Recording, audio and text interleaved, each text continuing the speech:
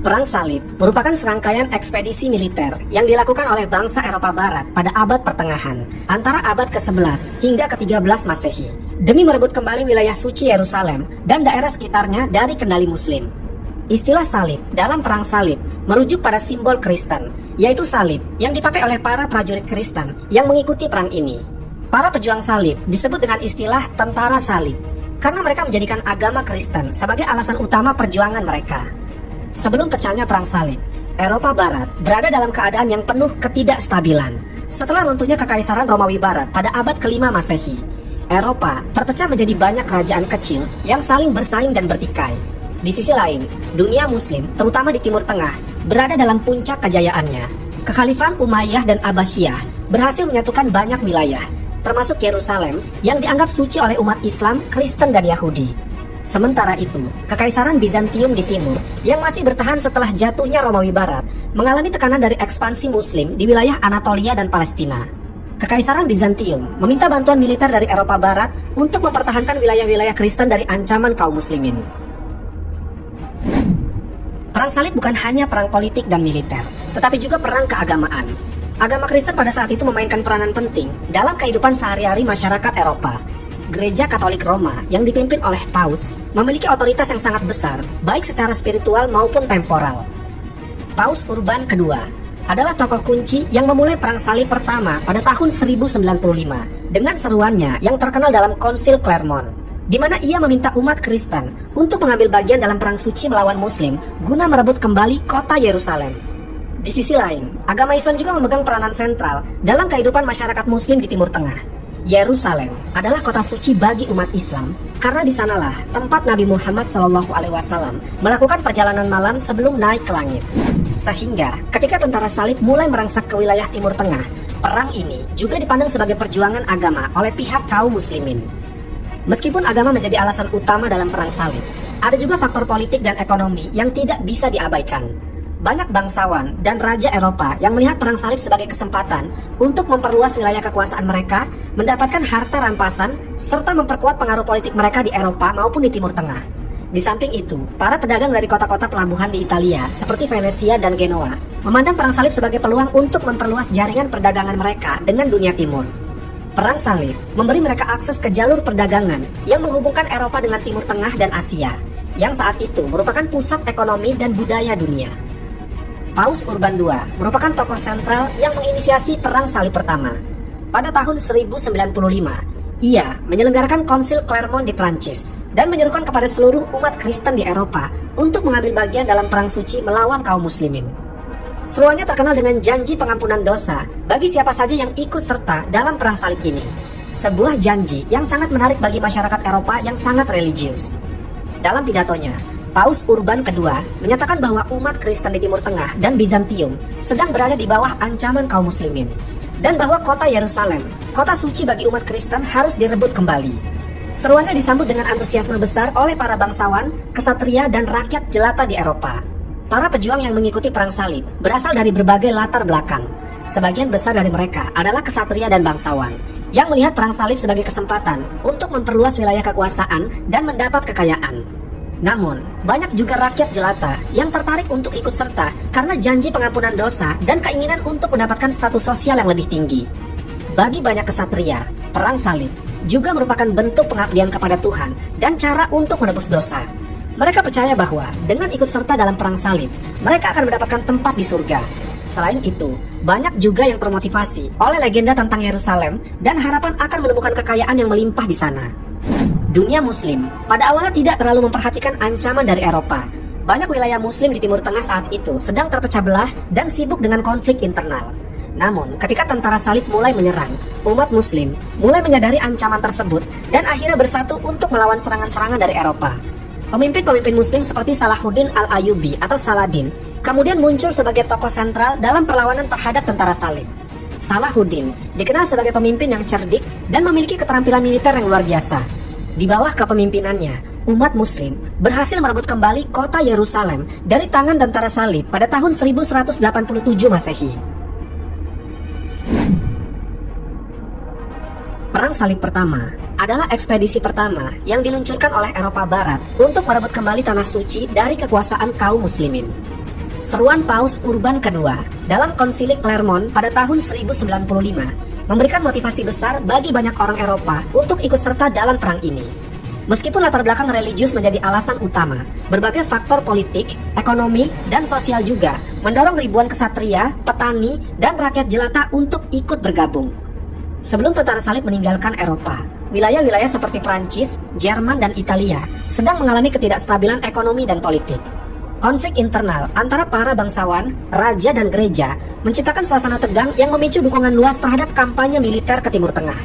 Selain itu, adanya laporan tentang penganiayaan terhadap umat Kristen di Tanah Suci oleh kekuatan Muslim membuat seruan perang Paus lebih meyakinkan di mata orang Eropa. Setelah Konsili Clermont, banyak kesatria, bangsawan, dan orang awam mulai mempersiapkan diri untuk perjalanan jauh ke Yerusalem. Persiapan ini mencakup penggalangan dana, pelatihan militer, dan pengorganisasian pasukan. Banyak kesatria menjual tanah atau mencari sponsor untuk membiayai perjalanan mereka. Sementara yang lain berusaha memperoleh perlengkapan dan persenjataan yang memadai. Namun tidak semua yang mengikuti perang salib adalah prajurit yang terlatih. Ribuan petani dan rakyat yang miskin, yang kemudian dikenal sebagai perang salib rakyat, juga ikut bergabung dalam perang ini.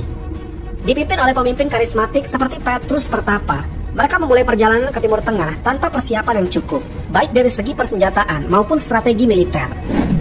Pada musim semi tahun 1096, gelombang pertama tentara salib yang sebagian besar terdiri dari rakyat biasa mulai bergerak menuju Konstantinopel, ibu kota Kekaisaran Bizantium. Kekaisaran Bizantium pada awalnya memberikan bantuan logistik kepada mereka, namun kemudian menjadi khawatir dengan jumlah besar orang-orang tak terlatih yang tiba di perbatasan mereka.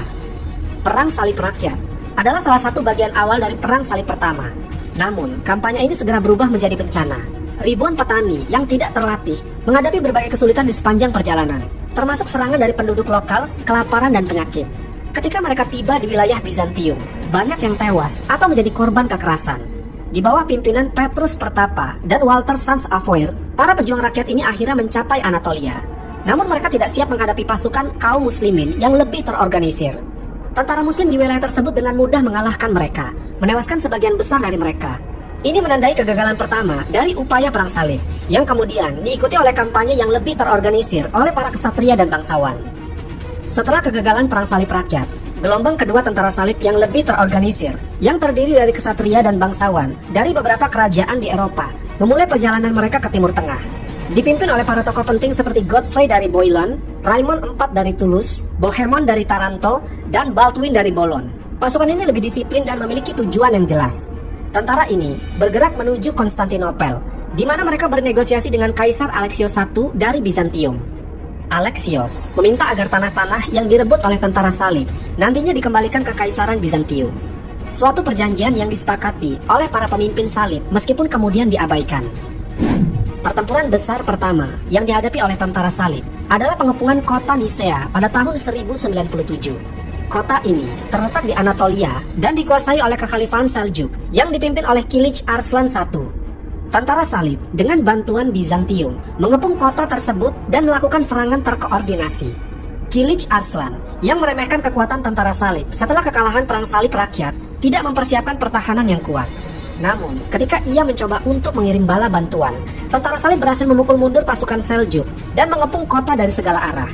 Akhirnya, pada bulan Juni tahun 1097, Nisea menyerah kepada Bizantium yang segera mengambil alih kota tersebut.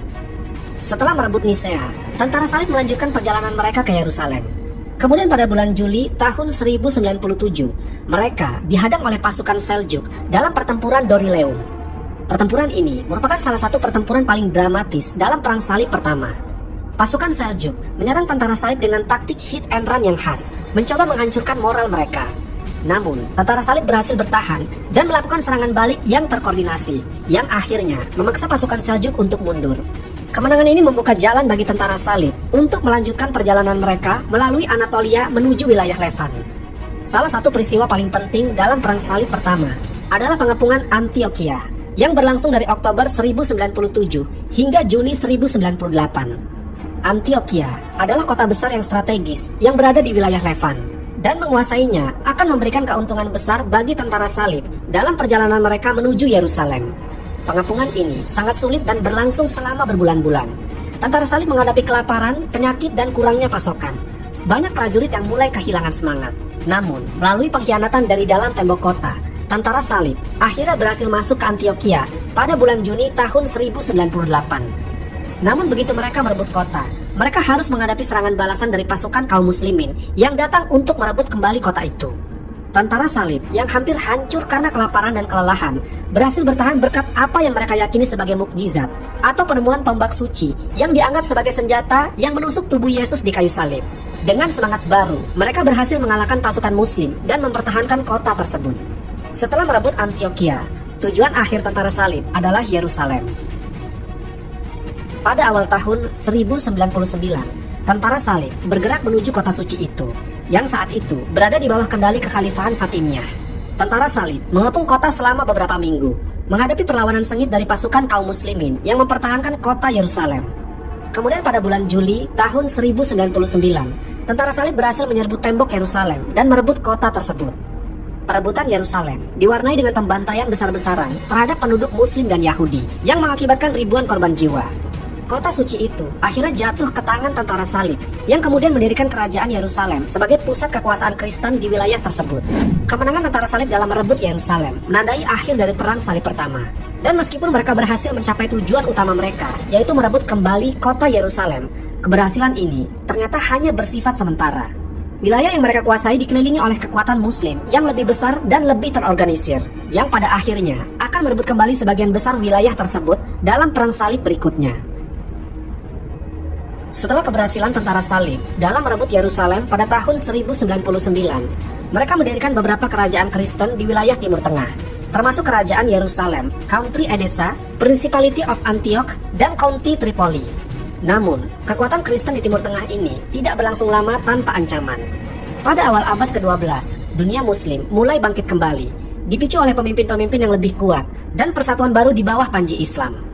Pada tahun 1144, Zengi, seorang pemimpin muslim yang kuat dari dinasti Seljuk, berhasil merebut kembali kota Edessa, salah satu benteng utama tentara salib yang berada di Timur Tengah. Perebutan Edessa ini mengejutkan Eropa, karena Edessa merupakan benteng salib yang paling jauh di utara dan dianggap sebagai penahan pertama terhadap serangan kaum muslimin. Kejatuhan Edessa menjadi pemicu utama yang mendorong terjadinya perang salib yang kedua, yang dicanangkan oleh Paus Eugenius III pada tahun 1145.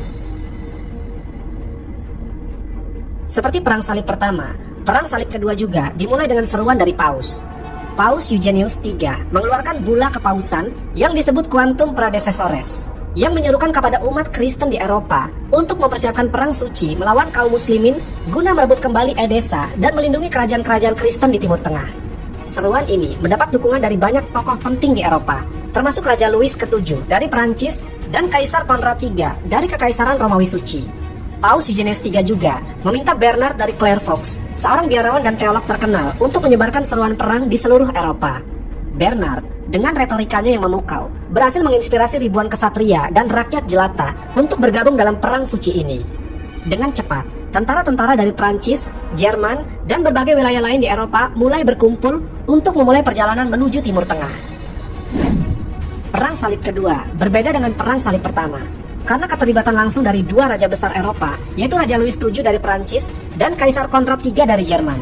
Keterlibatan mereka memberi legitimasi yang lebih besar pada perang salib yang kedua, dan diharapkan mampu menggalang kekuatan yang lebih besar dan lebih terorganisir daripada kampanye sebelumnya. Raja Louis ke-7 adalah penguasa Prancis yang sangat religius, dan ia merasa bahwa keikutsertaannya dalam perang salib adalah bentuk pengabdiannya kepada Tuhan. Sementara itu, Kaisar Konrad III sebagai pemimpin Kekaisaran Romawi Suci memimpin pasukan Jerman dalam upaya untuk memperluas pengaruhnya dan melindungi kepentingan Kristen di Timur Tengah. Namun meskipun kedua raja besar ini memimpin tentara salib, koordinasi antara pasukan mereka seringkali kurang baik. Perbedaan strategi dan ketidakcocokan dalam kepemimpinan menyebabkan beberapa pertempuran besar menjadi gagal, yang akan menjadi salah satu alasan utama kegagalan perang salib yang kedua. Tentara salib yang dipimpin oleh Louis VII dan Konrad III memutuskan untuk mengambil rute darat menuju Timur Tengah, melewati Anatolia, wilayah yang dikuasai oleh Kekaisaran Bizantium. Kaisar Bizantium saat itu adalah Manuel I Komnenos, menyambut tentara salib, meskipun ia juga khawatir dengan keberadaan pasukan besar Eropa di wilayahnya. Pasukan Konrad III adalah yang pertama bergerak melalui Anatolia, namun mereka segera menghadapi kesulitan. Tentara Seljuk yang menguasai wilayah Anatolia menggunakan taktik serangan gerilya untuk mengganggu pasukan dari Jerman. Dengan kurangnya persiapan dan minimnya pengetahuan tentang medan, pasukan Konrad mengalami kekalahan besar dalam pertempuran Dorylium pada tahun 1147 yang menyebabkan sebagian besar pasukannya musnah. Setelah kekalahan ini, Konrad III bergabung dengan pasukan Louis ke-7 yang juga menghadapi masalah serupa dalam perjalanannya menuju Anatolia. Pasukan Prancis mengalami serangan berulang dari tentara Seljuk dan kehilangan banyak prajurit akibat penyakit, kelaparan, dan pertempuran. Setelah tiba di Yerusalem, tentara Salib menyusun rencana untuk merebut kota Damaskus, sebuah pusat penting kekuatan Muslim di wilayah tersebut. Pengepungan Damaskus dimulai pada tahun 1148 dan pada awalnya, tentara Salib berhasil menekan pertahanan kota tersebut. Namun, kurangnya persiapan dan koordinasi antar pasukan serta pertahanan kuat dari penduduk Damaskus membuat pengepungan ini menjadi gagal. Setelah beberapa hari bertempur, tentara Salib memutuskan untuk mundur, sebagian besar karena perpecahan internal di antara para pemimpin Salib. Pasukan Muslim berhasil mempertahankan kota, dan kekalahan ini dianggap sebagai pukulan besar bagi moral tentara Salib dan umat Kristen di Eropa. Kegagalan dalam pengepungan Damaskus menandai berakhirnya Perang Salib Kedua dan hasil yang jauh dari harapan awal. Kegagalan Perang Salib Kedua menyebabkan kekecewaan yang mendalam di Eropa. Banyak yang merasa bahwa kekalahan ini disebabkan oleh kurangnya persatuan di antara para pemimpin Eropa, serta ketidakmampuan untuk berkoordinasi dengan baik di medan perang. Selain itu, hubungan antara Eropa dan Bizantium juga semakin memburuk setelah perang ini, karena banyak tentara Salib yang merasa bahwa Kekaisaran Bizantium tidak memberikan dukungan yang memadai dalam kampanye ini. Kegagalan ini juga memberi semangat bagi kekuatan Muslim di Timur Tengah yang melihat bahwa tentara Salib tidak sekuat yang mereka kira. Ini membuka jalan bagi kebangkitan pemimpin-pemimpin Muslim yang lebih kuat seperti Nur ad-Din dan kemudian Salahuddin al-Ayyubi yang akan memainkan peran penting dalam Perang Salib berikutnya. Bernard dari Clairvaux, yang telah menjadi salah satu pendorong utama dari Perang Salib Kedua, sangat kecewa dengan hasilnya. Namun, ia berusaha menghibur umat Kristen dengan menyatakan bahwa kekalahan ini adalah ujian dari Tuhan, dan bahwa mereka harus memperkuat iman mereka. Bernard juga menulis sejumlah surat dan khotbah yang menyalahkan dosa-dosa umat Kristen sebagai penyebab kekalahan, dengan harapan bahwa umat Kristen akan belajar dari kegagalan ini dan memperbaiki diri di masa depan. Namun meskipun usahanya untuk menenangkan hati umat Kristen, kepercayaan terhadap keberhasilan Perang Salib mulai goyah di kalangan banyak orang Eropa. Banyak yang mulai mempertanyakan, apakah Tuhan benar-benar mendukung kampanye militer ini? Dan kekecewaan ini akan terus membayangi Perang Salib yang berikutnya. Setelah kegagalan Perang Salib Kedua, kekuatan Muslim di Timur Tengah mulai mengalami kebangkitan yang luar biasa di bawah kepemimpinan Salahuddin al-Ayyubi. Salahuddin lahir pada tahun 1137 di Tikrit, Irak, dari keluarga Kurdi yang memiliki hubungan dekat dengan penguasa dinasti Zengid. Di bawah naungan Nur ad-Din, pemimpin Zengid yang kuat, Salahuddin mulai mendapatkan reputasi sebagai jenderal yang berbakat. Salahuddin dikenal tidak hanya karena keahlian dalam strategi militer, tetapi juga karena kebijaksanaannya sebagai pemimpin yang adil dan soleh. Ia berhasil mempersatukan berbagai faksi Muslim yang sebelumnya terpecah-pecah, termasuk dinasti Fatimiyah di Mesir dan berbagai suku Arab serta kekuatan Muslim lainnya di Suriah dan Irak. Persatuan ini memberinya kekuatan besar untuk melawan kerajaan-kerajaan Salib di wilayah Levant. Kebangkitan Salahuddin menandai titik balik dalam perjuangan Muslim untuk merebut kembali Tanah Suci yang pada akhirnya memicu Perang Salib yang ketiga. Salah satu peristiwa paling penting yang menjadi pemicu Perang Salib ketiga adalah Pertempuran Hattin pada tahun 1187. Pertempuran ini terjadi ketika Salahuddin memutuskan untuk menyerang kerajaan Yerusalem, kerajaan Kristen yang didirikan setelah Perang Salib pertama. Tentara Kristen yang dipimpin oleh Raja Guy dari Lusinan melakukan kesalahan besar dengan menyerang tentara Muslim di dataran yang kering dan panas di dekat Tiberias. Salahuddin menggunakan taktik yang cerdik dengan memotong jalur pasokan air tentara Salib, membuat mereka kehausan dan kelelahan sebelum pertempuran dimulai. Pertempuran Hattin berakhir dengan kemenangan mutlak bagi Salahuddin. Sebagian besar tentara Salib tewas atau ditangkap, dan salib sejati sebagai simbol paling suci bagi umat Kristen berhasil direbut oleh Salahuddin. Kemenangan ini membuka jalan bagi Salahuddin untuk merebut Yerusalem yang jatuh ke tangannya hanya beberapa bulan setelah pertempuran Hattin. Setelah kemenangannya di Hattin, Salahuddin segera melancarkan pengepungan terhadap Yerusalem. Kemudian pada bulan Oktober tahun 1187, kota suci tersebut jatuh ke tangan Salahuddin tanpa perlawanan besar. Meskipun Yerusalem adalah kota yang sangat penting bagi umat Islam, Kristen, dan Yahudi, Salahuddin menunjukkan belas kasih yang luar biasa terhadap penduduknya. alih-alih membantai penduduknya seperti yang dilakukan oleh tentara salib saat merebut Yerusalem pada tahun 1099, Salahuddin malah mengizinkan penduduk Kristen untuk meninggalkan kota dengan aman setelah membayar tebusan. Tindakan ini memberinya reputasi sebagai pemimpin yang adil dan mulia, bahkan di mata musuh-musuhnya. Kejatuhan Yerusalem mengguncang Eropa. Bagi umat Kristen, kehilangan kota suci ini adalah bencana yang besar, dan segera muncul seruan baru untuk melancarkan perang salib, guna merebut kembali kota Yerusalem. Paus Gregorius VIII mengeluarkan seruan resmi untuk memulai perang salib yang ketiga pada tahun 1189. Perang salib ketiga didukung oleh beberapa penguasa paling kuat di Eropa, termasuk Raja Richard I dari Inggris, Kaisar Frederick I Barbarossa dari Jerman, dan Raja Philippe II dari Perancis. Ketiga pemimpin ini memiliki ambisi yang besar untuk merebut kembali Yerusalem dan memulihkan kehormatan Kristen di Timur Tengah. Kaisar Frederick I Barbarossa adalah yang pertama bergerak, memimpin pasukan besar dari Jerman melalui Anatolia. Namun perjalanannya berakhir tragis ketika ia tenggelam di Sungai Saleb pada tahun 1190 sebelum mencapai Tanah Suci. Kematian Frederick menyebabkan pasukannya tercerai-berai, dan hanya sebagian kecil yang berhasil melanjutkan perjalanannya ke Timur Tengah. Sementara itu, Raja Richard I dan Raja Philippe II memilih rute laut untuk mencapai wilayah salib. Mereka tiba di Tanah Suci pada tahun 1191 dan segera terlibat dalam serangkaian pertempuran dengan pasukan Salahuddin. Salah satu pertempuran terbesar dalam Perang Salib ketiga adalah pengapungan Acre yang dimulai pada tahun 1189 yang berlangsung selama hampir 2 tahun. Kota pelabuhan Acre yang dikuasai oleh Salahuddin adalah benteng strategis yang penting bagi kedua belah pihak. Tentara salib yang dipimpin oleh Richard I dan Philippe II akhirnya berhasil merebut Acre pada tahun 1191 setelah pertempuran yang sangat sengit. Kemenangan ini memberi tentara salib pijakan yang kuat di pesisir wilayah Levant. Tetapi mereka masih menghadapi tantangan besar untuk merebut kembali Yerusalem. Setelah kemenangan di Acre, Philippe II kembali ke Perancis, meninggalkan Richard I untuk memimpin kampanye militer melawan Salahuddin. Pada bulan September tahun 1191, Richard I dan pasukannya bergerak dari Acre menuju Jaffa, sebuah kota penting di pesisir yang merupakan gerbang menuju Yerusalem. Dalam perjalanan mereka disergap oleh pasukan Salahuddin di pertempuran Arsuf. Pertempuran ini merupakan salah satu kemenangan besar bagi Richard the Lionheart.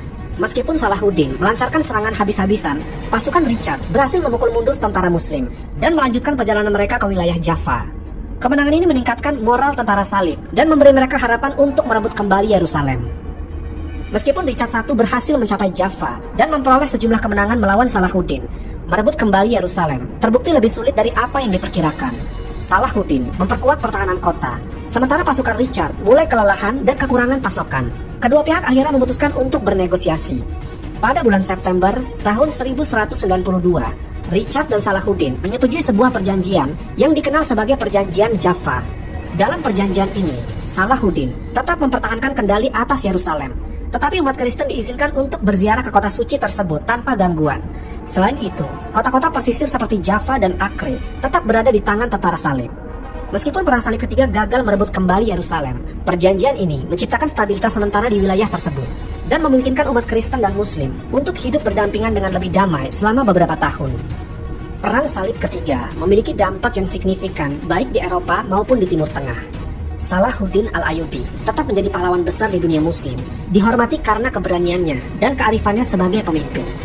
Di sisi lain, Richard the Lionheart menjadi simbol kesatria Kristen yang gagah berani, meskipun ia gagal mencapai tujuan utamanya untuk merebut kembali Yerusalem. Perang ini juga menunjukkan bahwa meskipun ada upaya militer yang besar, merebut dan mempertahankan wilayah di Timur Tengah sangatlah sulit tanpa adanya persatuan di antar kekuatan Kristen.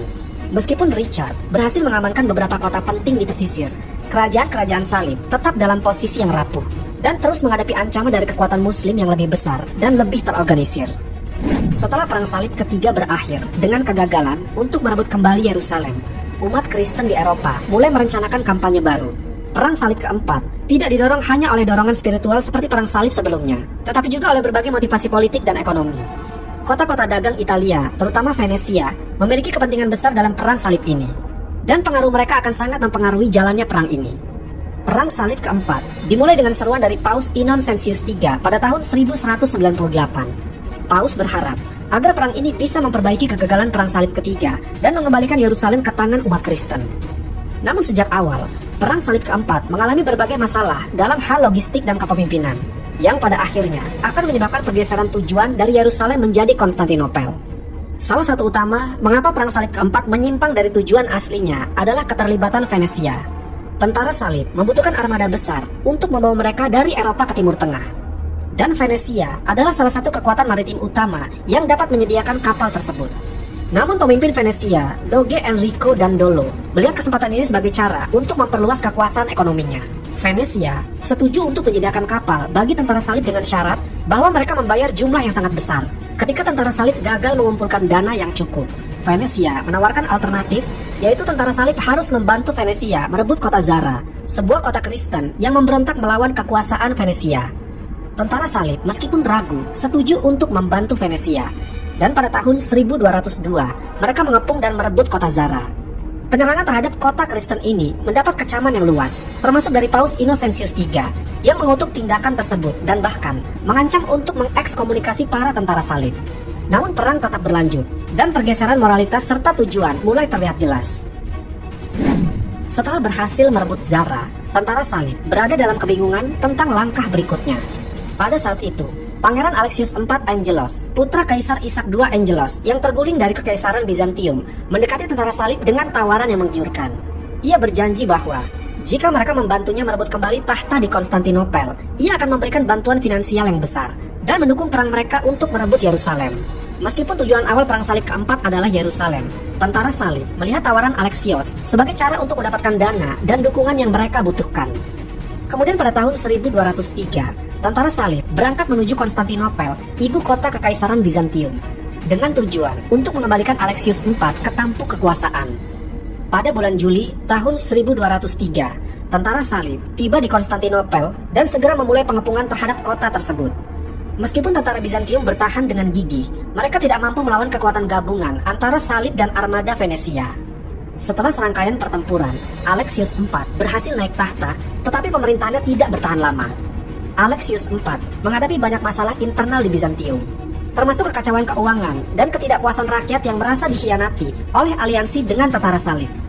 Dan pada tahun 1204, pemberontakan terjadi di Konstantinopel dan Alexius IV digulingkan dan dibunuh. Setelah kejatuhan Alexius IV, tentara salib yang merasa dikhianati oleh Bizantium memutuskan untuk mengambil tindakan yang drastis. Dan pada tahun 1204, mereka menyerbu Konstantinopel dan melakukan penjarahan besar-besaran. Kota yang telah menjadi pusat kekristenan timur selama lebih dari 1000 tahun itu dihancurkan dalam salah satu episode paling brutal dalam sejarah Perang Salib. Tentara salib tidak hanya merampok kekayaan kota, tetapi juga menghancurkan banyak bangunan penting dan membakar bagian besar dari Konstantinopel. Harta karun, relik suci, dan barang-barang seni yang tidak ternilai harganya dijarah dan dibawa ke Eropa Barat, terutama ke Venesia. Penjarahan Konstantinopel meninggalkan luka yang dalam hubungan antara Gereja Katolik Roma dan Gereja Ortodoks Timur. Penjarahan Konstantinopel pada tahun 1204 menandai akhir dari Kekaisaran Bizantium sebagai kekuatan besar di Mediterania Timur. Kekaisaran terpecah menjadi beberapa negara kecil, termasuk Kekaisaran Nisea, Kekaisaran Trebizond, dan Despotat Epirus yang mencoba mempertahankan sisa-sisa Bizantium. Tentara salib mendirikan Kekaisaran Latin di Konstantinopel, tetapi kekaisaran ini hanya bertahan selama beberapa dekade sebelum Bizantium berhasil merebut kembali kota tersebut pada tahun 1261. Namun, Konstantinopel tidak pernah sepenuhnya pulih dari kehancuran yang diakibatkan oleh Perang Salib keempat. Dan ini memperlemah kemampuan Bizantium untuk melawan ancaman baru dari Kesultanan Utsmaniyah yang akhirnya menaklukkan kota tersebut pada tahun 1453. Penjarahan ini juga memperdalam perpecahan antara gereja Katolik dan gereja Ortodoks. Banyak umat Kristen Ortodoks di timur melihat Perang Salib keempat sebagai pengkhianatan besar dari saudara-saudara mereka di barat. Dan ini menyebabkan ketegangan antara kedua gereja selama berabad-abad. Bahkan sampai hari ini, penjarahan Konstantinopel dianggap sebagai salah satu momen paling kelam dalam sejarah hubungan antara kedua gereja. Perang Salib keempat menandai perubahan besar dalam tujuan dan sifat Perang Salib. Alih-alih berfokus pada pembebasan Yerusalem dan Tanah Suci, perang ini menunjukkan bahwa motivasi ekonomi dan politik seringkali menyalahkan tujuan spiritual. Selain itu, kekuatan perdagangan seperti Venesia menggunakan Perang Salib sebagai sarana untuk memperluas kekuasaan mereka di wilayah Mediterania. Keputusan untuk menyerang Konstantinopel yang seharusnya menjadi sekutu Kristen menggarisbawahi bagaimana Perang Salib telah menjadi sarana bagi negara-negara Eropa untuk mengejar kepentingan pribadi mereka. Perang Salib keempat juga membuka mata banyak orang di Eropa tentang kesulitan mempertahankan kerajaan-kerajaan salib yang berada di Timur Tengah. Meskipun para pemimpin gereja tetap mendorong kampanye militer untuk merebut kembali Yerusalem, banyak orang mulai mempertanyakan efektivitas perang salib sebagai alat untuk mempertahankan kekuasaan Kristen di Timur Tengah. Setelah kegagalan perang salib keempat dan penjarahan Konstantinopel, Eropa Barat tetap terdorong untuk melanjutkan upaya merebut kembali Yerusalem. Meskipun berbagai motivasi politik dan ekonomi terus bermain peran, seruan untuk merebut tanah suci tetap menggema di kalangan rohaniawan dan bangsawan Eropa. Paus Innocentius III, yang sebelumnya kecewa dengan hasil perang salib keempat, sekali lagi berusaha untuk menyatukan umat Kristen untuk melancarkan perang salib yang kelima. Ia berharap bahwa dengan fokus yang jelas pada Yerusalem dan tanah suci, Eropa dapat memperbaiki kesalahan masa lalu dan memenangkan peperangan ini.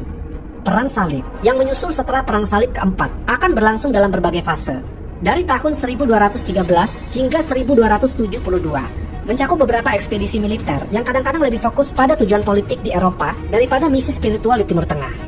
Perang salib kelima dimulai pada tahun 1217 dengan tujuan yang sangat ambisius, yaitu merebut kembali Yerusalem melalui serangan dari Mesir, pusat kekuasaan muslim yang semakin kuat di bawah dinasti Ayubiyah. Pada saat itu, Mesir dianggap sebagai kunci untuk menguasai seluruh wilayah Timur Tengah. Dan jika tentara salib bisa menguasai Mesir, mereka berharap dapat lebih mudah untuk merebut kota Yerusalem. Pasukan tentara salib yang dipimpin oleh Raja Andrew II dari Hungaria, kemudian ada Leopold VI dari Austria, dan John dari Brienne, menyerbu Mesir pada tahun 1218 dengan target utama mereka adalah kota Damita, sebuah kota pelabuhan strategis di delta Sungai Nil. Damita akhirnya berhasil direbut pada tahun 1219 setelah pengepungan yang panjang. Namun, kemenangan ini ternyata tidak bisa dimanfaatkan dengan baik. Ketidakmampuan para pemimpin salib untuk menyepakati strategi yang jelas, ditambah dengan banjir besar yang memperlambat pergerakan pasukan, menyebabkan kegagalan dalam melanjutkan serangan lebih jauh ke Mesir. Pada akhirnya, pada tahun 1221, tentara salib terpaksa menandatangani perjanjian damai dan mundur dari Damita, meninggalkan Mesir kembali ke tangan kaum muslimin. Perang salib ke-6 adalah salah satu perang salib yang tidak biasa. Karena perang ini lebih banyak melibatkan negosiasi diplomatik daripada pertempuran yang besar. Perang ini dipimpin oleh Kaisar Frederick II dari Kekaisaran Romawi Suci yang memiliki hubungan rumit dengan Paus Gregorius IX. Frederick sebelumnya diekskomunikasi oleh Paus karena penundaan dalam memenuhi janjinya untuk memimpin perang salib. Dan pada tahun 1228, Frederick akhirnya memimpin ekspedisi ke Tanah Suci. Namun alih-alih mengandalkan kekuatan militer, Frederick menggunakan diplomasi cerdas untuk mencapai tujuan utamanya. Melalui negosiasi dengan Sultan Al-Kamil dari Mesir yang sedang menghadapi ancaman internal dan eksternal, Frederick berhasil mendapatkan kontrol atas Yerusalem tanpa melalui peperangan. Melalui perjanjian Jaffa, Yerusalem, Nazaret, dan Bethlehem diserahkan kepada kekuasaan Kristen pada tahun 1229. Namun meskipun Yerusalem kembali ke tangan Kristen, Frederick tetap diekskomunikasi dan kesuksesannya tidak diakui oleh banyak pemimpin Kristen. Kekuasaan Kristen di Yerusalem juga tidak bertahan lama, karena kota itu kembali jatuh ke tangan kaum muslimin pada tahun 1244. Perang salib ke-7 dipimpin Raja Louis IX dari Prancis, salah satu pemimpin Kristen yang paling soleh yang terlibat dalam perang salib. Louis IX terkenal karena komitmennya yang kuat terhadap iman dan keyakinannya bahwa perang salib adalah misi yang suci. Kemudian pada tahun 1248, ia memulai kampanye untuk merebut kembali Yerusalem dengan menyerang Mesir, seperti yang telah dicoba dalam Perang Salib kelima. Tentara Louis IX berhasil merebut Damita pada tahun 1249, tetapi seperti pada Perang Salib kelima, kesulitan logistik dan taktik menyebabkan kegagalan dalam mencapai kemenangan yang lebih jauh. Pasukan tentara salib terjebak di Mesir, dan pada akhirnya Louis IX ditangkap oleh pasukan kaum muslimin setelah terjadi kekalahan besar di pertempuran Mansurah pada tahun 1250. Raja Louis hanya dibebaskan setelah membayar tebusan yang besar, dan setelah itu ia kembali ke Prancis. Meskipun perang salib ke-7 adalah kegagalan militer, Louis IX dianggap sebagai pahlawan di Eropa dan ia diangkat sebagai santo setelah kematiannya. Perang ini juga menandai salah satu upaya terakhir Eropa untuk merebut kembali Yerusalem melalui kekuatan militer besar. Perang Salib ke-8 adalah ekspedisi terakhir yang dipimpin oleh Louis IX dari Prancis. Dan perang ini dimulai dengan tujuan untuk melindungi kerajaan salib yang tersisa di Timur Tengah, serta memerangi dinasti muslim yang semakin kuat. Namun alih-alih menyerang Mesir atau Yerusalem, Louis memutuskan untuk menyerang Tunis di Afrika Utara. Keputusan ini didorong oleh alasan politik dan ekonomi, termasuk upaya untuk membangun pengaruh Kristen di Afrika Utara serta mengamankan rute perdagangan. Namun, ekspedisi ini berakhir dengan kegagalan total. Louis IX jatuh sakit dan meninggal di Tunis pada tahun 1270, dan pasukannya kembali ke Eropa tanpa mencapai tujuan apapun. Perang Salib ke-8 menandai akhir dari upaya besar yang didorong oleh raja-raja Eropa untuk merebut kembali Tanah Suci. Meskipun ada beberapa ekspedisi kecil setelah itu, adalah salah satu yang terakhir dalam skala yang besar. Perang Salib ke-5 hingga ke-8 memiliki dampak yang bervariasi terhadap Eropa dan Timur Tengah. Meskipun tujuan utama merebut kembali Yerusalem tidak tercapai, Perang Salib ini terus mempengaruhi hubungan politik, sosial, dan agama di kedua belah pihak. Di Eropa, Perang Salib memperkuat kekuasaan raja-raja tertentu dan melemahkan yang lain, terutama karena banyaknya sumber daya ekonomi yang dihabiskan untuk menandai ekspedisi militer ini. Selain itu, Perang Salib memperdalam keterpecahan antara Gereja Katolik Barat dan Gereja Ortodoks Timur, yang mulai melihat Barat sebagai ancaman setelah penjarahan Konstantinopel pada Perang Salib yang keempat.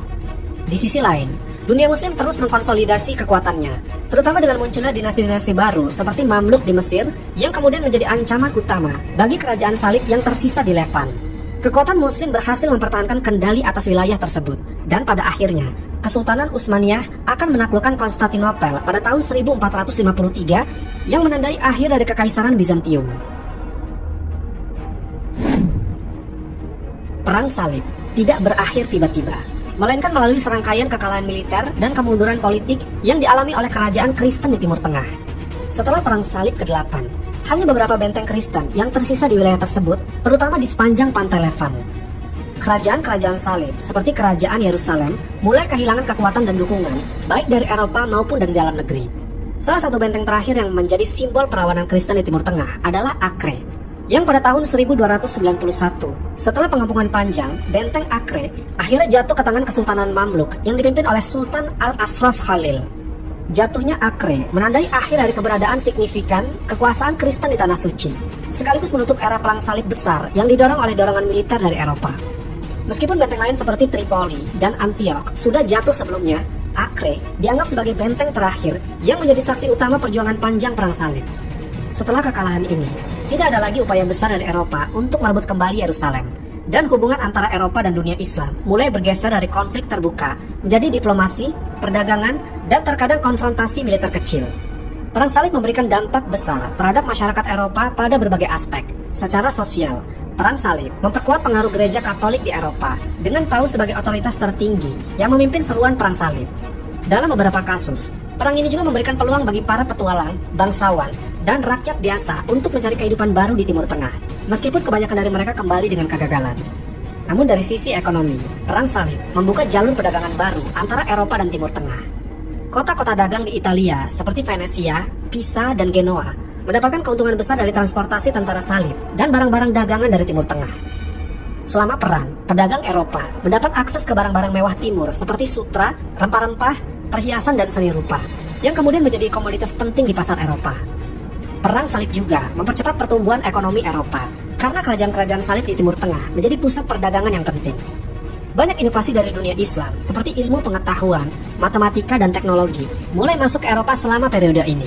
Akhirnya, Perang Salib berkontribusi pada munculnya Renaissance, di mana pengetahuan dan kebudayaan dari Timur yang dihadirkan oleh tentara salib dan pedagang menjadi dasar dari kebangkitan intelektual di Eropa. Dari sisi Muslim, Perang Salib merupakan ancaman besar yang mengancam eksistensi mereka di Timur Tengah. Namun perang ini juga menyatukan berbagai kelompok Muslim yang sebelumnya sering berselisih. Salah satu pemimpin Muslim yang terkenal adalah Salahuddin Al-Ayyubi, yang berhasil menyatukan berbagai faksi Muslim untuk melawan tentara salib dan merebut kembali Yerusalem pada tahun 1187. Perang Salib juga memperkuat kesadaran politik dan militer di dunia Islam. Dinasti Ayyubiyah yang dipimpin oleh Salahuddin dan kemudian Kesultanan Mamluk memperkuat kekuasaan mereka dengan membangun benteng dan meningkatkan pasukan untuk menghadapi ancaman dari Eropa. Mesir, khususnya di bawah Kesultanan Mamluk, menjadi pusat kekuatan Muslim di Timur Tengah setelah berhasil mengalahkan berbagai upaya Perang Salib. Namun dunia Islam juga mengalami dampak sosial dan ekonomi dari perang ini. Konflik berkepanjangan dengan Eropa menyebabkan kerusakan besar pada infrastruktur di Timur Tengah, terutama di kota-kota yang menjadi pusat pertempuran seperti Yerusalem, Antioquia, dan Tripoli. Meskipun ada perdagangan dengan Eropa, sebagian besar wilayah Muslim mengalami gangguan ekonomi karena perang yang terus berlangsung. Salah satu dampak jangka panjang Perang Salib adalah ketegangan antara dunia Kristen dan Muslim yang terus berlangsung selama berabad-abad. Selama Perang Salib, banyak kebencian yang tumbuh di antara kedua belah pihak, dan ini diperburuk oleh penjarahan kota-kota penting seperti Yerusalem dan Konstantinopel. Namun pasca Perang Salib, hubungan antara Eropa dan dunia muslim mulai berubah. Meskipun permusuhan tetap ada, terutama di tingkat politik dan militer, interaksi budaya dan perdagangan antara kedua peradaban semakin meningkat. Banyak ilmuwan dan pedagang dari dunia muslim yang berinteraksi dengan Eropa, membawa pengetahuan baru tentang matematika, astronomi, kedokteran, dan filsafat ke dunia barat. Dalam jangka panjang, perdagangan dan diplomasi mulai menggantikan peperangan terbuka. Beberapa negara di Eropa, seperti Venesia, bahkan menjalin hubungan perdagangan yang kuat dengan dunia Islam.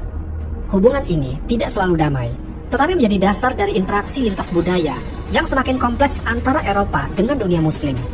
Selain itu, arsitektur Eropa juga terpengaruh oleh gaya Timur Tengah. Kastil dan benteng yang dibangun selama Perang Salib menggunakan teknik arsitektur yang dipelajari dari kaum muslimin. Dan ini kemudian mempengaruhi pembangunan di Eropa, terutama di Prancis dan Inggris. Gaya gotik misalnya, terinspirasi dari elemen-elemen arsitektur yang ditemui tentara salib di Timur Tengah. Perang Salib meninggalkan warisan yang kompleks dan bertahan lama dalam sejarah dunia. Dari segi militer, perang ini menandai periode panjang konflik antara Eropa dan dunia muslim, yang secara langsung mempengaruhi sejarah politik dan agama di kedua wilayah.